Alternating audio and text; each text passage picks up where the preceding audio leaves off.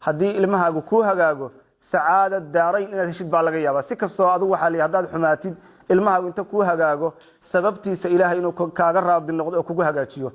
laakiin ilmihii hadaadan ka warqabinin oo meelu jira aadan ka warqabinin oo wuxuu bartaadan ka warqabinin oo bariiskiisa kaliya aad cayrisid ama xalaal ku keen ama xaraan ku keenay taas inaysan ku aficin baa laga yaabaa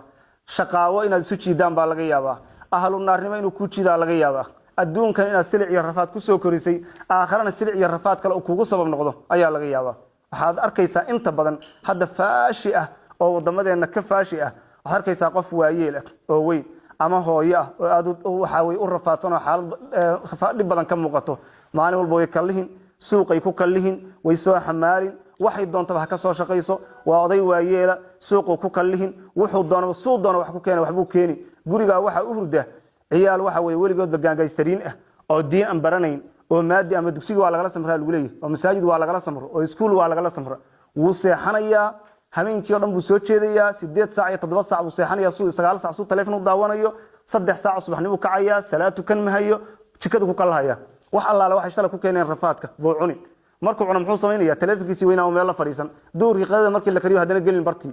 ayagana rafaad bay ku keeneen adduunkan saasi ku korinayaan salaatu kan mahayo oo meel khayr xaadir mahayo ninka sida haduu kaga dhinta aakhira muxuu ku anfacaya wax allaala waxa siinaysa waa shaqaawo waa nasiib darro waa halaag adduunkana ku rafaaday aakhirana ku rafaaday ilmaha marka sidaas in waalidku ay u baraarugaan oo qofkan ilmahan inta uu yar yahay uu ka dadaalo hadii qofkan uu weynaado oo adkaado xaaladiisu waa adkaanaysa inaad marka waxa way inta uu yar yahay ilmaha tarbiyaysid masaajida geysid markuu yar yahayba kor bay ka soo bilaabaan culimada tarbiyada ka hadla waxay yiraahdaan ilmaha marka hore hadaarto inuu hagaago hooyadiis qof ahlu diin u dooro hooyadii marka ahlu diin u dooratid ayadana inta tarbiyinka diinka ku tarbiya gabadhaas inay wax akhrido inay cibaadaysato waligaaba wax kastaba ha dhiceene ha kaga raadi noqon cibaadada la inay ku joogto cibaadada khayrka ilmihi marka ilmuhu xunoo tarbiyaysan dhib yar buu noqonayaa ilmihi markuu wax gartana adiguna ilaahay iyo cibaadada ka arko adoo cibaadaysanaya masjid ku cibaadaysanaya guriga ku cibaadaysanaya wax akhrinaya qalbigiisa ku koobiyaymaysaa waxaasu kadib waxa uu fuudanaysa majaalista cilmiga inuu ilmihi xaadiro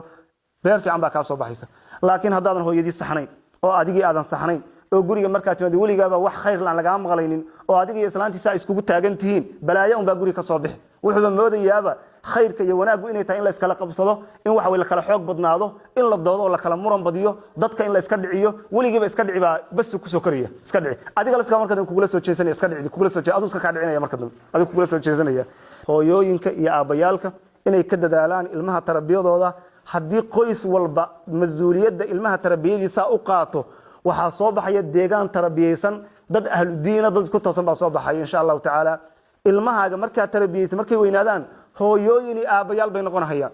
hooyooyin iyo aabayaal hagaagsan bay noqonayaan sacaadada iyo liibaanta qofka ugu horeysa akoonkiisa ay ku dhacdo waa adiga wax walba oo khayr ka soo dhaca adiga ku dhacaysa marka insha Allah taala ilaahay ha nagaajiyo